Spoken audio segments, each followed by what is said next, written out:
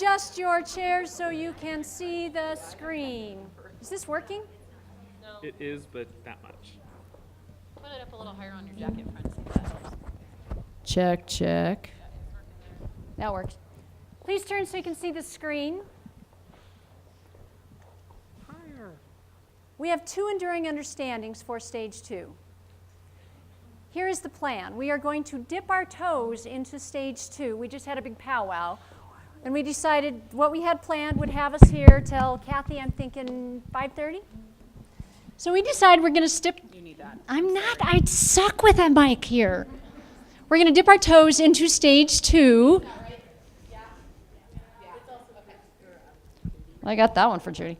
We are going to dip our toes into stage 2 and still get you out of here at 3:30 because we can tell you're a tad fatigued. We're noticing the glassy look of your eyes.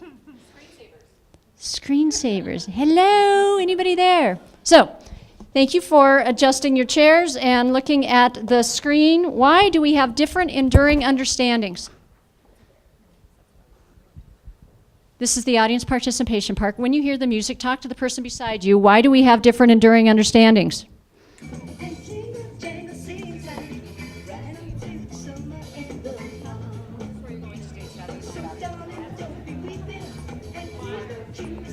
And since I know many of your names, you might think pair share right now.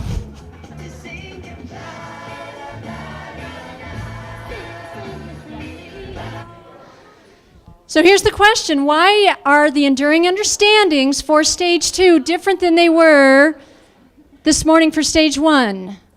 I'm making eye contact. I'm seeing heads go down. Amy, I know your name. Kim, I know you're there. Christy, I know you're there. Why are the enduring understandings different?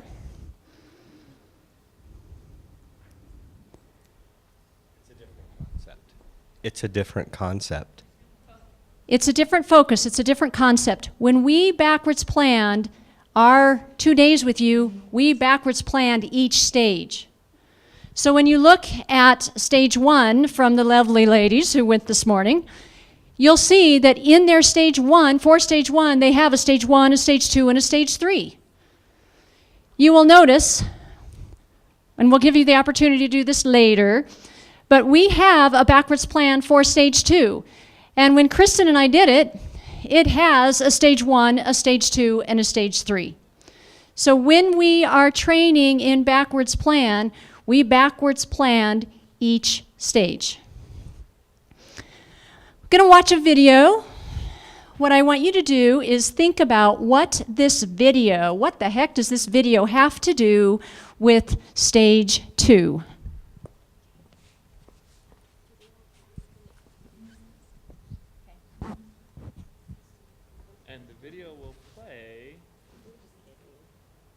We were just kidding about the video, folks. Okay, no video at the moment. Sorry. Give me a second. I know. I'm so sorry that I feel so this hard at life.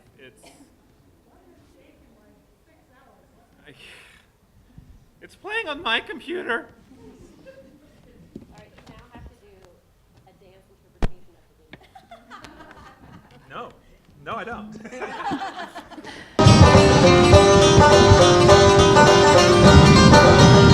Oh, nice.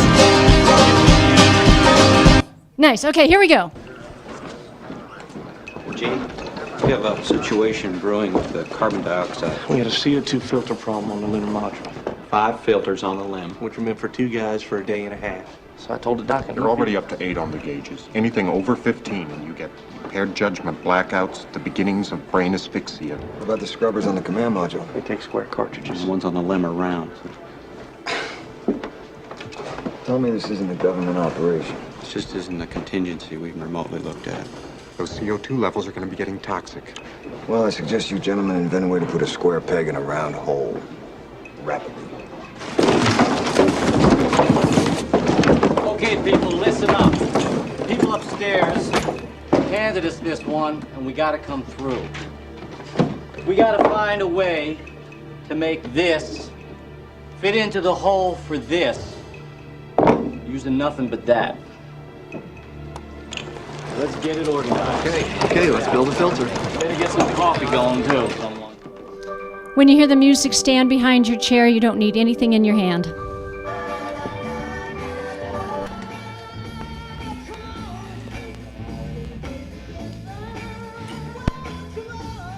When you hear the music, find a partner, decide who will be peanut butter and who will be jelly, and wait for the next set of directions. Look, it would play now.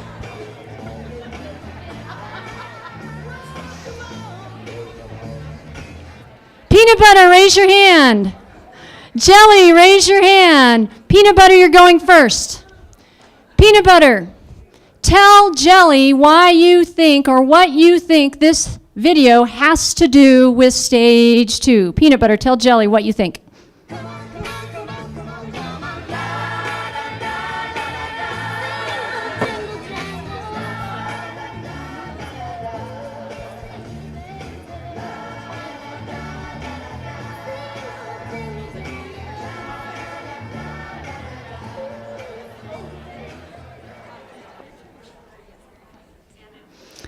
Pause your conversations. We're coming over here to these lovely 3 ladies.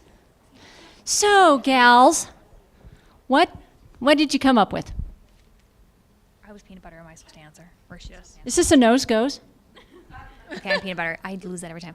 What does this have to do with stage 2? If they can complete this task, it demonstrates that they absolutely have a deep understanding of the how that module works. Okay, so by doing the task, it shows understanding. When you hear the music, give your partner a high five, find a new partner.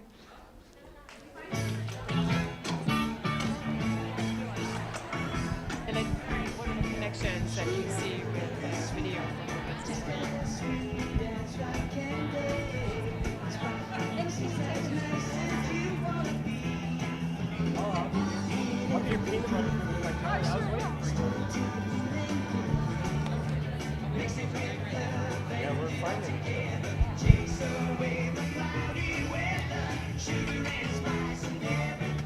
With your partner, decide who will be hot and who will be cold. Then I'll ask you the questions. Hot, raise your hand. Cold, raise your hand. Cold, Holly's going to give you direction. Make the connection, or what are the connections that you saw with this video as to the one you saw this morning with Wiggins and his soccer example? What were the connections? So, Holly, you want to know what this video, how it connects to the Wiggins, what he said this morning. Ooh, deep.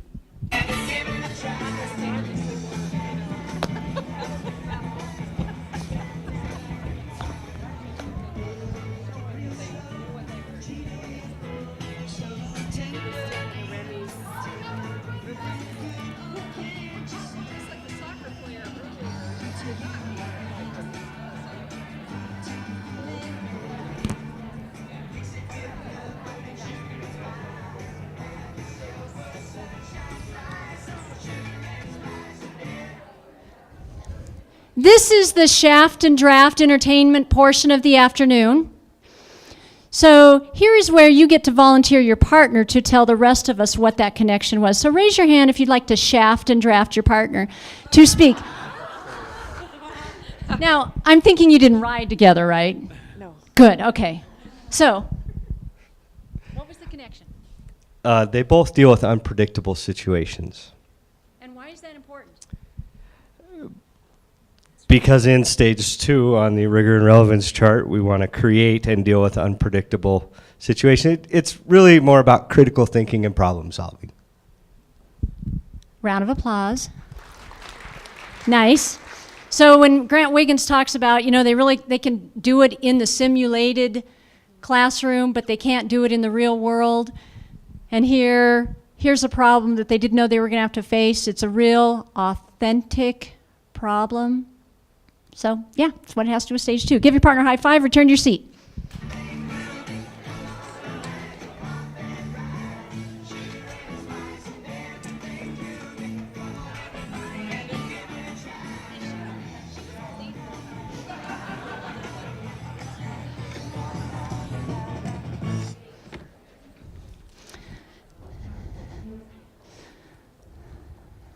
So, essential questions. Look, there's more than 3.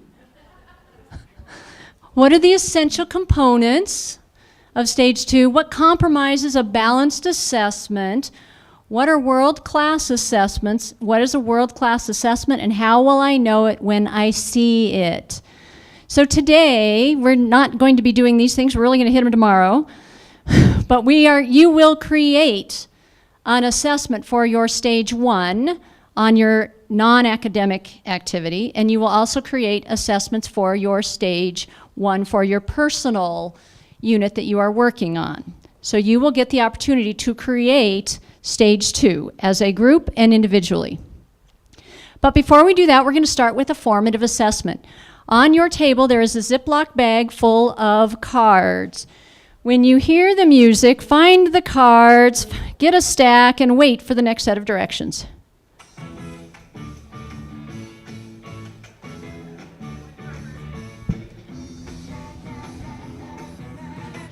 One set per person, 1 stack.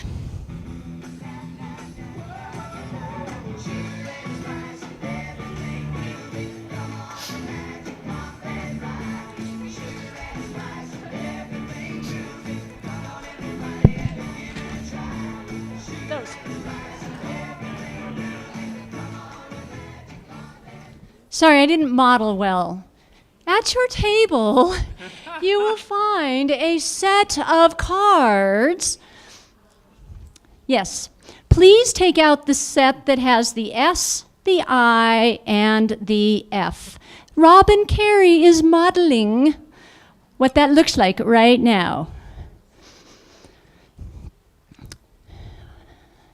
Do you know the most dangerous time of the day for your brain?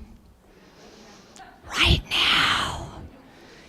This is a dangerous time for your brain. Why is that? Because your brain goes through circadian cycles, Bob. And this is the low time for the adult brain in their circadian cycle, which is why when you are training in the afternoon, you have to have your audience be more active. You have to have them up. So guess what we're going to do? Getting up. When you hear the music, when you hear the music, stand behind your chair with the S, I, and F card in hand. That's not music.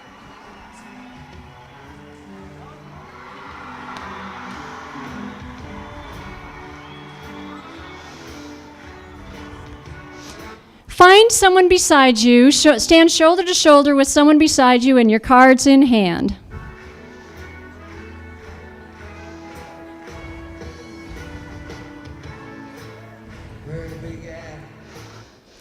So, the S card stands for summative, the I card stands for interim, and the F card stands for formative. So with your partner, you're going to decide which card goes in which blank. So in a minute, you and your partner are going to figure out something assessments fall between something and something. Talk to your partner and decide which card you would put where.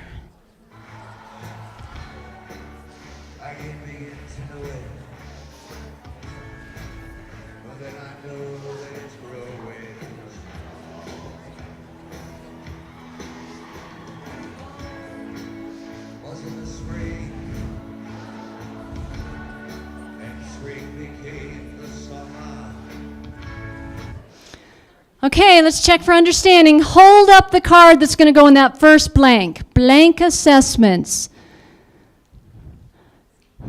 Fall between. It is I. Interim assessments fall between. And then you would have formative and summative. When you hear the music, give your partner a Michelle Obama hand bump and find a new partner.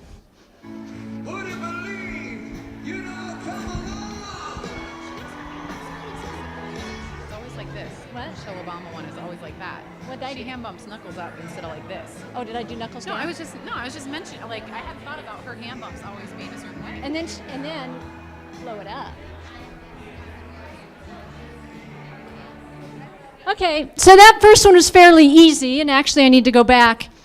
By the way, these definitions come from System Performance, and we're going to give you a link to their current draft, which is hot off the press as of Tuesday. So, interim assessment is determining students' progress to improve instruction.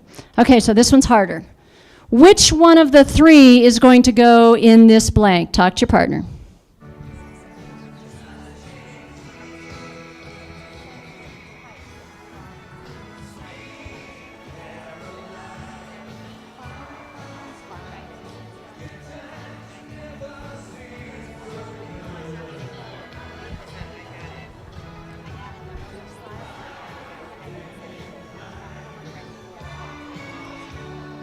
To believe they. Oh, sorry. Karaoke with Bob. Okay, so hold up the card, little checking for understanding. Oh, what a gifted group. Look at all those red cards. Formative assessment.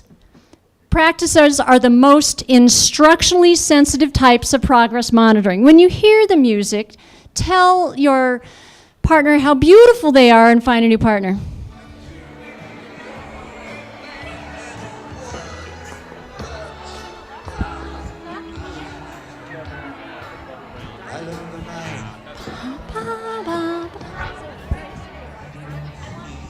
Come out of the pool, guardhouse, and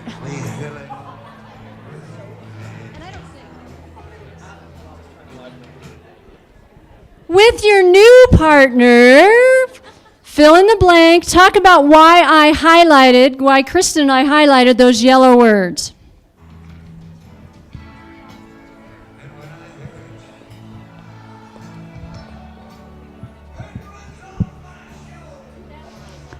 Hold it up. Wow, we have a gifted group here today. They all get summative assessment is at the end. I love how these words are clues. Summative, interim. But it's amazing how many people in this stage, when we look at these units, leave these three parts out. When we've looked at stage 2, we see lots of formative, no summative. Or we see only a summative, and we don't see the interim to show progress to the summative. So when you're working with people in stage 2, you want to see all 3 stages in the assessment. When you hear the music, tell your partner what a fabulous Douglas County employee they are and return to your seats.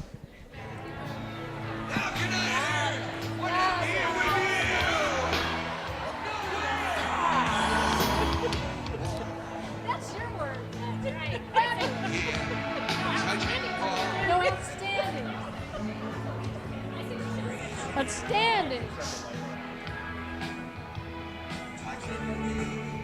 Come on, everybody, sing. We're right there. Come on. Here we go. Bob's got it. Sweet Caroline. I want it. Bum, bum, bum. Good times never feel so good. I don't know the word. That's where I was born. One more time. I feel inclined.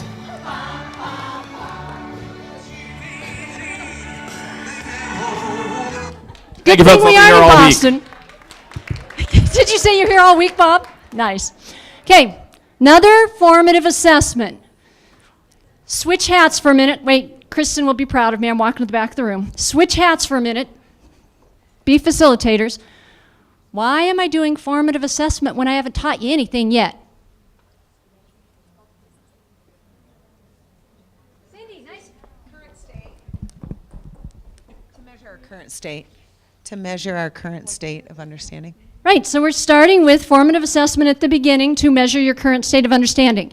When you hear the music, you can sing along, but also see if you can identify where these 4 different assessments fit in the balanced assessment system. Hey, did you say you took off performance? Huh?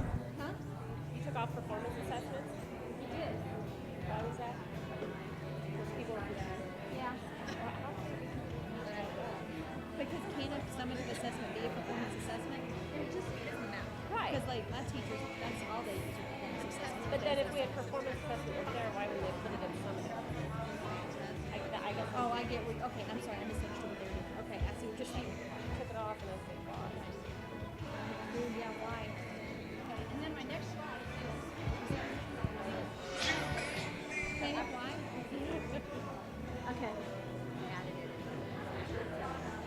That may not be exactly correct. No, are they going to approve? Yeah, after that is that. Well, hold on. Why did you take off? Because there's so much confusion, I just figured it was Because it can lie in both there. It can be an interim too. And you have to look as soon as Okay. See, now I need. Well, yeah, because it's all kind of. Right. Okay. So a little checking for understanding. Where do state assessments go? ACT, TCAP, summative. Where does MAP testing go? So I hear people saying all of them. I hear people saying interim and summative. I hear people saying formative, interim, and summative. How could that be? It depends on their purpose.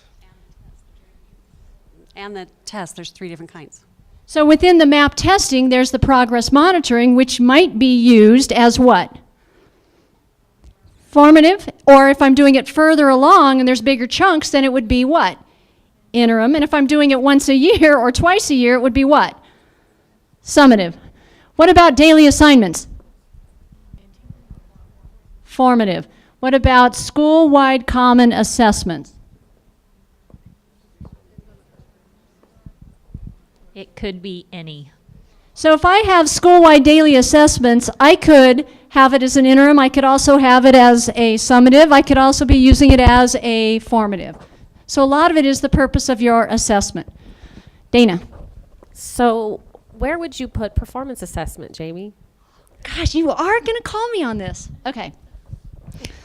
So if I'm doing performance assessment, I could have it in where? I could have it in summative. That's the big obvious place. Where else could I have it? It could be formative as well. So when kids are doing things, I can check. Term as well. It could be interim as well. Here's what we notice, though. We notice people have performance assessment as their summative, and then all the other assessments leading up to that summative have nothing to do with performance assessment. They have chapter quizzes for formative assessments. That's not going to help kids perform well on a performance assessment if my formative assessments along the way are chapter quizzes. Unless you can somehow argue to me, which would be very difficult, that those formative assessments involve, or those chapter quizzes involve some type of performance. So we were talking about when we have those high-level blooms, questions, verbs in our outcomes, why we wouldn't do a multiple choice summative assessment. Why, Dana? So we've got create, we've got analyze, and then we look on the summative assessment people are turning in for stage 2, and it is a multiple choice test. Why does that not fly? The higher you get up on blooms, the harder it is to assess the high levels using a multiple choice assessment. If somebody can do that, we'd love to see it, but we have yet to see that currently. So another question we get is, wait a minute, we have to have a rubric for the summative? Why do you have to have a rubric for your summative?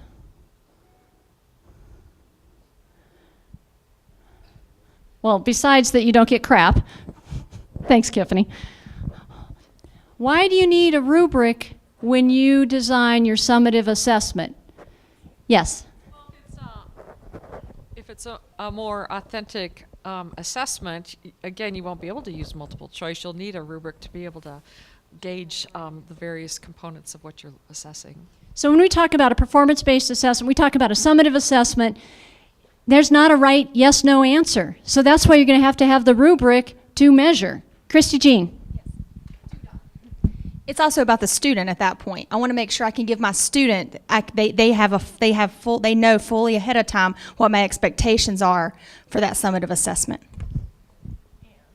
So Judy's been going out, we've been going with her to videotape some of the GUTA participants, and we have a teacher who, at the beginning of his unit, he hands the rubric to kids for the unit, and then he hands examples for them to score. So they know first thing, at the end of this unit, here's what I will accept as evidence for showing your knowing, and here's the rubric, and they practice scoring. And it also helps the students know they don't have to come to you for everything, because they know on the rubric what the expectations are. Additionally, they know what rules to break. How can I be innovative and creative and break some of those rules? And it also guides them into what rules are not, you can't be able to break, the non-negotiable. So it gives them that flexibility to grow within that performance. So my first stage 1, Bent's Fort, last year, we didn't have a rubric. Now when I look at the rubric, yes, I'm novice, but I also know the things I need to do to improve, and it makes me the driver of my own education. So I have another question, Jamie. She's killing me. No, what's an authentic assessment? It's late in the day. I'm having fun. Authentic assessment means that it is real life, that there is a real reason for doing it. And part of authentic assessment means that you have a real live audience. So an authentic assessment, this summer, we had a group of teachers who were talking about doing a unit on money. And they were going to create a school store, and they were going to have the kids create something to sell at the store. Why was that not authentic? They were making up money and they were making up a product. Why was that not authentic? Yes? We had a model at Lone Tree Elementary, and it was micro-society. But when I came on, it was like, well, that's a little bit more of a simulation of the real world. It really isn't real world. So we need our kids involved in social political action projects and stuff in the real world, not just making their own money and being a sweatshop. Yeah, so mini society can't be a sweatshop anymore. So fake money, why aren't they using real money? And if they're doing a school store, why aren't they selling things to the kids in the school and selling real things that kids need in the school store? Performance assessment, authentic assessment, third graders, health unit, smoking, wellness. Was it an authentic assessment when they had to go to city council and present to city council about a no smoking ban? Yeah, instead of just doing posters in my classroom as a third grade teacher, the fact that they went to city council and, now I knew it was going to happen anyway, but they went to city council and they had to do this assessment, it was much more authentic. Holly, you want to add, since Dana's putting me, I have another question, and we're thankful you didn't have them really smoke, because although that would be unauthentic. So does that mean that all my performance assessments are authentic and vice versa? Crap. Are all my performance assessments authentic? Always authentic and vice versa. All my authentic assessments are real. And I'm thinking an authentic assessment includes performance. This has now become the quizzing Jamie Bailey show. And well, I think the way Dr. Morgan explains it is authentic is a part of performance assessment, but you just were explaining just because I have a performance assessment does not mean is authentic, and I think people get confused by that. Another question that people often ask is, but I don't have time to bring in experts, and I don't have time to take them places. With technology and what kids have available to them today, they can go find their own experts. They can, I call them e-coaches, e-experts. They can go find that kind of opportunity. We can certainly give them a list if we want to. If we want to make it a little more rigorous, we have them do it. But we don't always, authentic doesn't mean they always come to us. It can certainly mean that the kids go to them. And technology is a great way to do it by Skyping. And actually the best expert is one in the field. So if they can get hooked up with an expert as a coach as they're doing their performance assessment, authentic assessment, then that's the best opportunity for them. So one of the links that you will have to, and we'll work on it a lot tomorrow, is that circle diagram that Dr. Morgan's department has put together on performance assessment, authentic assessment. Moving on. Don't let her ask me another question. Okay, homework. Wait, Jamie, one thing we want to make sure that everybody knows is that with that whole piece that we just did, it's very obvious, we were having conversations over here, that your answers on a lot of these pieces, you know a lot about assessment. So this stage is going to go a lot faster, just so that you know. So in our planning for tomorrow, we will use that data. We're not just going to forge ahead and do exactly what we might have done. We will use it for pacing and processes. Is this where I can tell them that they were better on this part than the principals? Okay. And there's one major piece, but we want to give you your homework first while you're still listening, and then your closeout activity, okay? So hang in there. Bob has loaded a few pages from Young Zhao's book on entrepreneur learning, but it's towards the end of the book, and he talks about project-based learning, and he has a table, and he takes it up a notch. Audience and purpose. If you focus on page 5 and 6, you will have the gist of it to start tomorrow. So within that 5-6 pages, the 2 pages that we really would like you to study early would be page 5. The pages. Bob already did it for you. Don't worry about 5 and 6. Just the page there. Just read that. Okay. For the last, who has the clicker? Okay. For your checkout activity for today, just do a little bit of reflection and summarization about what you've learned, what you've thought about today. And in a team, you can just use it with a partner, maybe trios. Post a headline in your Edmodo, what you understand for today. We haven't gone deeply into assessment, so ignore that last assessment piece. But what would be a headline for what I've learned and are taking away today? When you've done that, thank you guys very much. You've been awesome, and we'll see you tomorrow morning at 8:30.